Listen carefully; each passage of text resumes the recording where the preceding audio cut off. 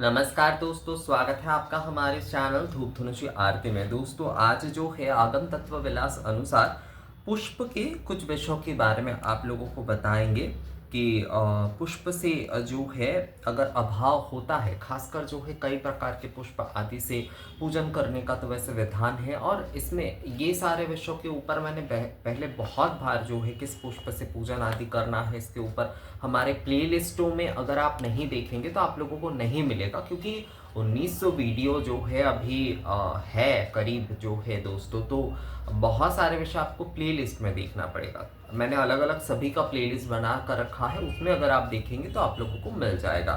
तो यहाँ पर पुष्प के विषय में आगम तत्व विलास में जो कहा गया है कि देखिए, पुष्प के विषय में एक विषय तो जैसे कि कहा गया है कि अगर पुष्प अगर नहीं मिल रहा है तो वहाँ पर जो देवी पूजन होंगे तो वहाँ पर तुलसी रहित पूजा करनी होती है। यानी कि जो है देवी पूजा आदि में जो है तुलसी रहित पूजा करनी चाहिए। और अगर जो है पुष्प आदि नहीं मिल रहे हैं तो अक्षत आदि से भी जो है पूजन किया जा सकता है। अक्षत आदि से भी जो है पूजन किया जा सकता है। केवल विष्णु पूजन में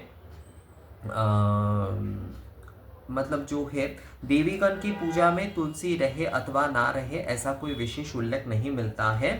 ना अक्षत अचयेत विष्णुम, इस नियमानुसार पुष्प के अभाव में भी जो है उनके पूजन में अक्षत का निषेध है। मतलब जो है विष्णु पूजा के लिए केवल अक्षत से पूजन नहीं करना चाहिए, ये कहा गया है। मतलब अगर पुष्प का अभाव हो रहा है तो अक्षत से वहां पर नहीं, तुलसी से जो है श्री विष्णु के पूजन के करने के विषय में जो है कहा गया है। वैसे इसे लेकर जो है कई अलग अलग मत है कि अगर जो है विग्रह में आप पूजन कर रहे हैं तो वहां पर आप कर सकते हैं, या फिर सफेद तिल से जो है सफेद तिल के अक्षत से आप कर सकते हैं।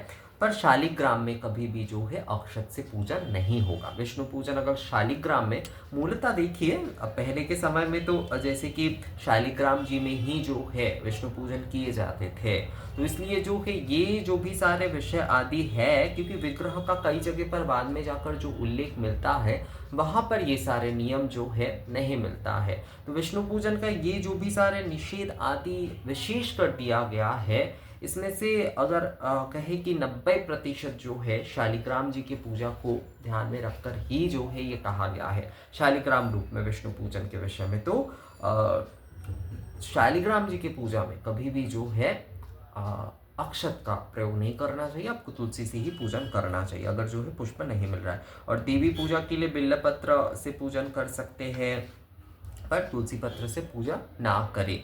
और कई देवी गण में जो है तुलसी रहे या ना रहे इस प्रकार से भी कहा गया है। मतलब जो है तुलसी वहाँ पर आवश्यक नहीं है, तुलसी आवश्यक वहाँ पर नहीं है, ये कहा गया है। और जैसे कि बिल्वपत्र तथा मदना के पत्रों से भी पूजा करने का कोई दोष नहीं है। पर यद्यपि तुलसी रहित पूजा कभी भी फलप्रदा नहीं होती है, ये वचन है, किंतु ये नियम शक्ति मार्ग के पूजा हेतु नहीं है। अर्थात शक्ति पूजा के लिए जो है ये विषय नहीं है।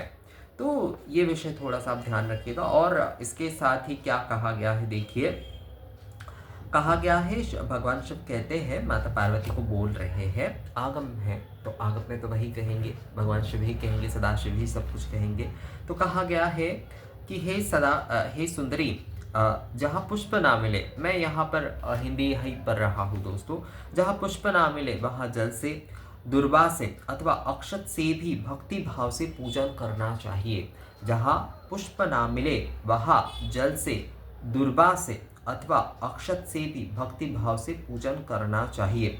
उपयुक्त नियम अर्घादि के निषेध परक नहीं है, क्योंकि कहा गया है कि दुर्वा के साथ गंध पुष्प अक्षत कुशाग्र तिल सरसों युक्त जल से समस्त देवता का अर्घ दिया जा सकता है।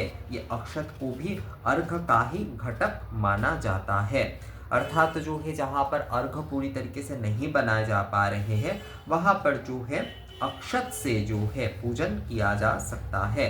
वहाँ पर जो है अक्षत से जो है पूजन जो है वो किया जा सकता है, ये कहा गया है। अर्थात जो है अगर जो है कहीं पर अर्घ नहीं दिए जा रहे हैं तो वहाँ पर अक्षत आदि से भी जो है तो आप पूजन कर सकते हैं। तो ये हमारा एक्चुअली पुष्प के ऊपर है, पर मूलतः इसमें अक्षत का विषय देखिए पहले आ रहा है। अक्षत का विषय जो है यहाँ पर पहले आ रहा है, तो अक्षत का ये विषय है। और कहा गया है, भगवान शिव और कहते हैं कि जो है जल से उत्पन्न अथवा पृथ्वी पर उत्पन्न पुष्प द्वारा, समस्त पत्तों द्वारा, अथवा जहाँ जिस तरह की औषधि मिले, वन में मिले समस्त पुष्पों से देवी का वन में मिले समस्त पुष्पों से देवी का पूजन करना चाहिए। पुष्प के अभाव में पत्तों से भी परमेश्वरी का पूजन किया जा सकता है। जहाँ पत्ते भी ना हो वहाँ तृण, गुल्म और औषधियों से पूजन करिए। औषधि जो है ना, औषधि के बारे में बहुत सारे लोग कहते हैं, देखिए औषधि जैसे कि ये जो जिसे आप संग्रहित करके रख सकते हैं, जो धूप आदि ये जो है ये औषधि ही है। जिसे आप जलाकर जो है या घिस कर जो है इसके माध्यम से आप पूजन कर सकते हैं। ये जो है ये औषधि है, धूप आदि जो है वो औषधि है, संग्रहित करके आप इसे रख सकते हैं। जहाँ ये सब भी ना मिले वहाँ पर फल से पूजन किया जा सकता है। फल से पूजन किया जा सकता है मतलब जो है इसका विषय ये है कि जहाँ पर कुछ भी नहीं मिल रहा है, पुष्प आदि ये सब कुछ नहीं मिल रहा है। देखिए धूप दीप ये तो ज़रूरी है ही पूजा के लिए, पर कुछ भी नहीं जहाँ पर मिल रहा है वहाँ पर जैसे कि एक नारियल चढ़ाकर भी जो है पूजन किया जाता है, तो यही कहा जा रहा है। उसके भी अभाव में अक्षत जल अथवा श्वेत सरसों से पूजन करें। अर्थात अगर वो भी नहीं मिल रहा है तो आप अक्षत से, जल से अथवा श्वेत सरसों से जो है पूजन कर सकते हैं। ये सब भी ना प्राप्त होने पर मानस भक्ति का आश्रय लेकर भावना से पूजा करनी चाहिए। अर्थात जो है इससे जो है पूजा करना चाहिए भावना से, यानी कि मानस भाव से जो है, यानी कि मानस पूजा वहाँ पर करना चाहिए। वहाँ पर जो है भक्ति भाव से मानस पूजा जो है वहाँ पर करना चाहिए। तो पुष्प के अभाव में पत्तों से भी परमेश्वरी का पूजन किया जा सकता है। जहाँ पत्ते भी ना हो वहाँ तृण, गुल्म और औषधियों से पूजन करें। ये औषधि आदि जैसे मैंने बताया, देखिए गुग्गुल आप बोल लीजिए, आप धुना बोल लीजिए, यानी कि सुरधूप आदि बोल लीजिए, जो कुछ भी आप ये बोल लीजिए, ये सारे ही जो है ना ये औषधि ही होते हैं। औषधियों को संग्रहित करके रखा जा सकता है। और कई प्रकार के जो कि वन औषधि आदि भी होते, तो ये शाल आदि वृक्ष से ही प्राप्त ये औषधि ही होते हैं दोस्तों। इसका कई प्रकार से उपयोग किया जाता है धूप आदि जो है। तो जहाँ पत्ते भी ना हो वहाँ तृण, गुल्म, तृण मतलब जो है दुर्वा आदि के विषय में कहा जा रहा है। जैसे अभी अभी मैंने आप लोगों को ये कहा ना यहाँ पर कि जो है दुर्वा से अथवा अक्षत से भी भक्ति भाव से पूजन किया जा सकता है। तो दुर्वा के विषय में ये कहा जा रहा है। जहाँ ये सब भी ना मिले वहाँ पर फल से पूजन किया जा सकता है। उसके भी अभाव में अक्षत जल किंबा श्वेत सरसों से पूजन करें। ये सब भी ना प्राप्त होने पर मानस भक्ति का आश्रय लेकर भावना से पूजन करना चाहिए। अर्थात जो है वहाँ पर मानस पूजा जो है वो करना चाहिए दोस्तों। अगर जो है आपके पास अक्षत भी नहीं है, अगर आपके पास पुष्प भी नहीं है, तो वहाँ पर मानस पूजा ही जो है वो श्रेष्ठ पूजा होती है। तो आगम तत्व विलास अनुसार अक्षत के बारे में और पुष्प के बारे में यही कहा गया है। पुष्प के बारे में ही ये हमने जो है आप लोगों को बताया, तो उसमें अक्षत का भी जैसे कि उल्लेख है तो वो भी मैंने आप लोगों को बता दिया उस प्रकार से। तो आगम तत्व विलास अनुसार जो है अक्षत और पुष्प के बारे में क्या कहा गया है ये मैंने बताया आप लोगों को।